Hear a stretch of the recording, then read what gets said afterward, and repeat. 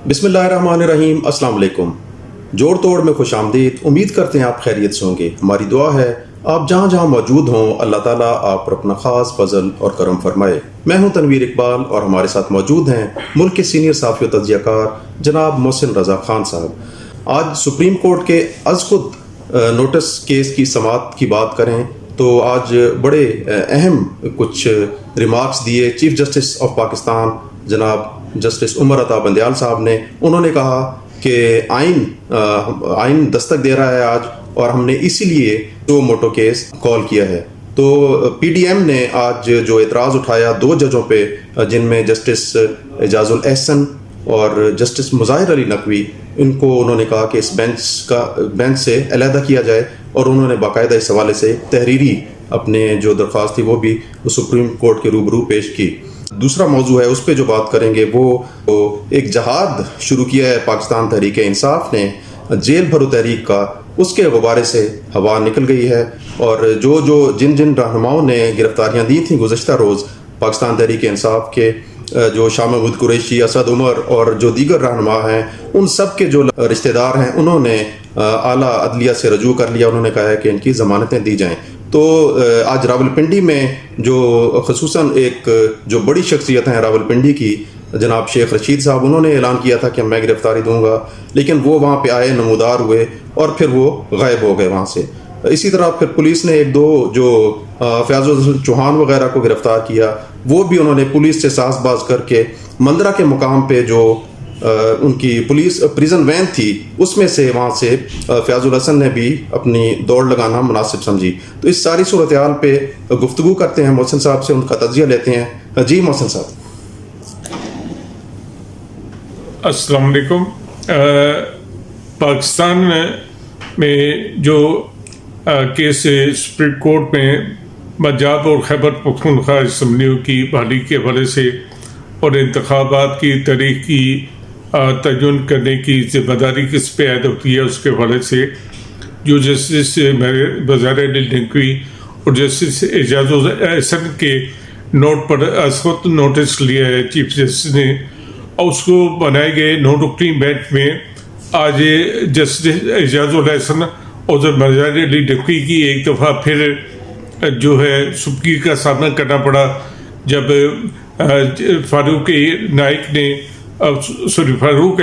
ने जो कि सेनेट के साबिक चेयरमैन भी हैं, उन्होंने ये मौक़िफ़ उठाया पीडीएम की जमातों पीपल्स पार्टी, मुस्लिम लीग नून और JUI फे की तरफ से ये जस्टिस एजाजुल एहसन और मुज़ाहिर अली नकवी जो हैं या तो उन्हें इस बेंच से अलहदा किया जाए और आइंदा भी जो केस हों उसमें उनको शामिल ना किया जाए। उन्होंने तहरीरी दरख्वास्त दी। चीफ जस्टिस ने इस मामले पे कोई बात नहीं की। अलबत्ता ये है कि जस्टिस अथरमिन अल्लाह ने इसका हल के तौर पे कहा कि फुल कोर्ट बनाया जाए और फुल कोर्ट में इस केस को सुना जाए। इस पर मंडे को हियरिंग होगी दोबारा और इस मामले को भी देखा जाएगा।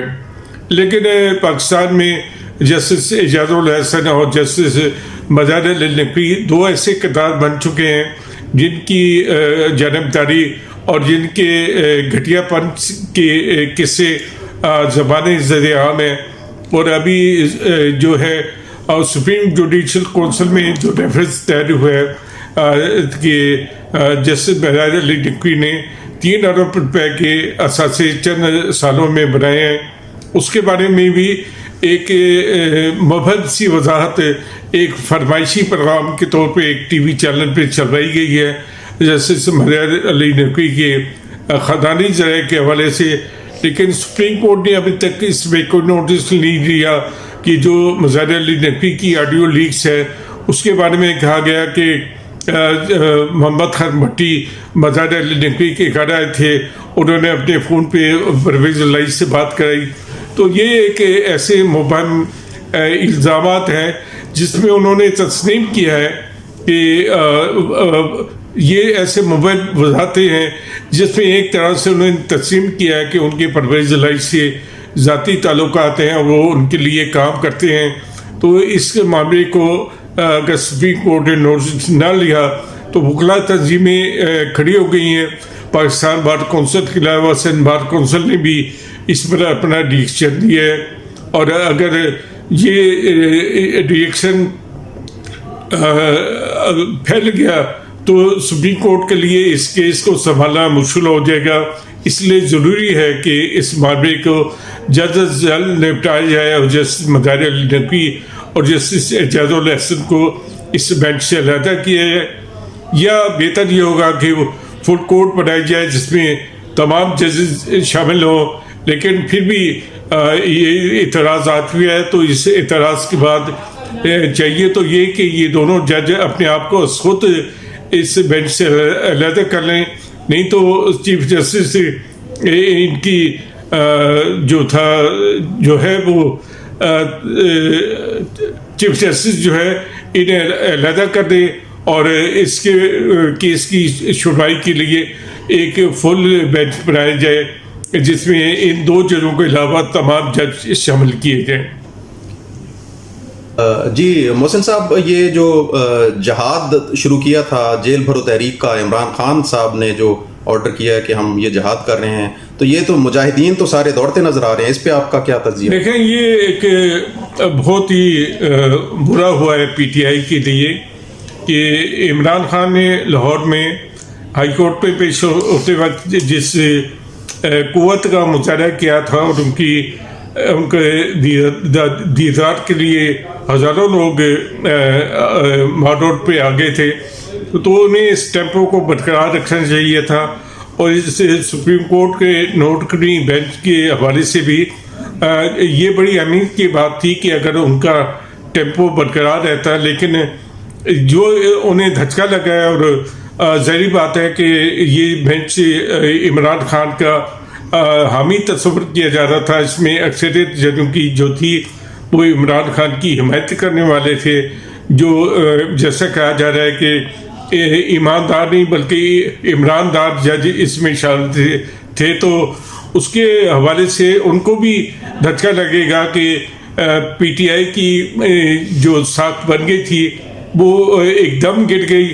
اور ہم نے دیکھا کہ لاہور میں صرف 81 ارکان نے گرفتاریاں دی، جس میں شاہ محمود قریشی کو اٹک منتقل کر دیا گیا، کچھ کو اسد مرکولیہ اور اعظم سوادی کو راجن پور یا ڈی جی خان منتقل کیا گیا. تو اس طرح ہم نے دیکھا کہ وہ 200 گرفتاریوں کے جو دعوے کیے گئے تھے وہ بھی پورے نہیں ہوئے. جب شاہ محمود قریشی کو سی سی پی او آفس کے سامنے سے گزارا گیا تو وہ رو پڑے، اور ان کا خیال تھا کہ ہمیں سی سی پی او آفس لے جایا جائے گا اور وہاں چائے پلا کے ہمیں رخصت کر دیا جائے گا. لیکن ایسا نہیں ہوا، وہ اٹک پہنچ گئے ہیں.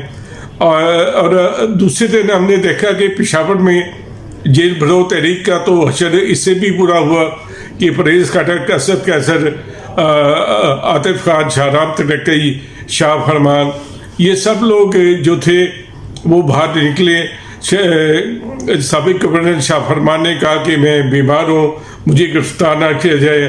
اسد قیصر اور پرویز خٹک گاڑی میں بیٹھے رہے اور انہوں نے پریزنر وین میں جانے سے انکار کر دیا.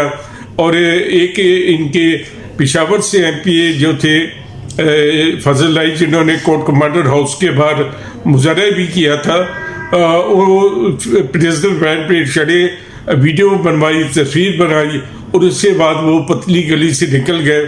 تو میں سمجھتا ہوں کہ یہ دو جو تھے ایسے واقعات تھے جو پی ٹی آئی کے لیے دھچکے کے بعد سمجھے ہیں. اور یہ ثابت ہو گیا کہ یہ سوشل میڈیا کی پارٹی ہے، اس میں لوگ ہلے کو لے کے لیے آتے ہیں، قربانی دینے کے لیے نہیں آتے ہیں. اور تیسری جو تھی یہ پی ڈی میں آج انہوں نے گرفتاری دینی تھی فیاض الحسن چوہان نے، جن کے بھائی ایک سرکاری ملازم تھے، ان کے ذریعے شاید ساز باز کر کے انہوں نے اپنے لیے ڈھار نکالی کی گرفتاری دے کے وہ مدینہ میں اتر گئے. اور شیخ رشید اور عامر کیانی وہ بھی منظر پہ آئے، ویڈیو بنوائی، تصویریں بنائی اور غائب ہو گئے. حالانکہ شیخ رشید کا کہنا تھا کہ وہ جیل میں اپنا آدھا سامان چھوڑ کر آئے ہیں اور وہ دوبارہ جیل جائیں گے. جب بھی عمران خان نے کال دی وہ سب سے آگے ہوں گے، لیکن وہ بھگنے میں تو سب سے آگے تھے، گرفتاری دینے میں وہ کہیں نظر نہیں آئے. اس طرح ہم دیکھتے ہیں کہ پی ٹی آئی کی جیل بھرو تحریک جو ہے بڑی ناکام ہو گئی ہے، اور اب تو خواجہ سے بھی اس پہ ٹاؤٹ کرتے ہیں، اور ان کا کہنا ہے کہ اب انہیں ڈوب مرو تحریک کا نام دینا چاہیے، کیونکہ یہ جس شرمندگی کا انہوں نے مظاہرہ کیا ہے یہ بہت کم دیکھنے کو ملی ہے. جہاں تک میں ایک بات رہ گئی تھی وہ سپریم کورٹ کے حوالے سے، سپریم کورٹ کے چیف جسٹس نے آج کہا ہے کہ آئین پاکستان ہمیں دستک دے رہا ہے، اور آج آئین کی بات ہوگی تو اس پر مسلم لیگ نون کے سینیٹر عرفان صدیقی نے کہا ہے کہ زیادہ کے دور میں بھی آئین دستک دے رہا تھا، اور مشرف کے دور میں بھی آئین دستک دے رہا تھا، لیکن اس وقت تو ججوں نے کوئی آئین کی بات نہیں سنی اور عامر کی یہ ہاتھ چومتے رہے اور اس کو آئین میں ترمیم کرنے کا اختیار دیتے رہے. اب یہ آئین کی بات کس منہ سے کر رہے ہیں؟ میں سمجھتا ہوں کہ پاکستان کی عدلیہ کو اپنے پرانے گناہ بھی معاف کروانے ہوں گے اور آئندہ بھی گناہوں سے توبہ کرنی ہوگی. جی بہت شکریہ محسن صاحب.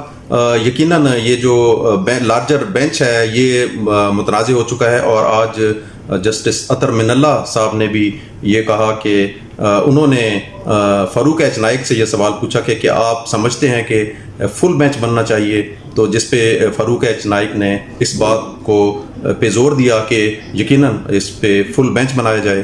تو اب دیکھتے ہیں کہ ویسے جو مجھے ذاتی طور پہ تو یہی لگ رہا ہے کہ یہ جو لارجر بینچ ہے جو بنایا گیا ہے سپریم کورٹ کا، 2 صوبوں کے جو انتخابات ہیں ان کی تاریخ کے تعین کے حوالے سے اس کا کوئی نتیجہ نکلتا نظر نہیں آ رہا. اب تک کے لیے اتنا ہی. اگلی ویڈیو میں نئے موضوع کے ساتھ جلد ملاقات ہوگی. تب تک کے لیے اللہ حافظ.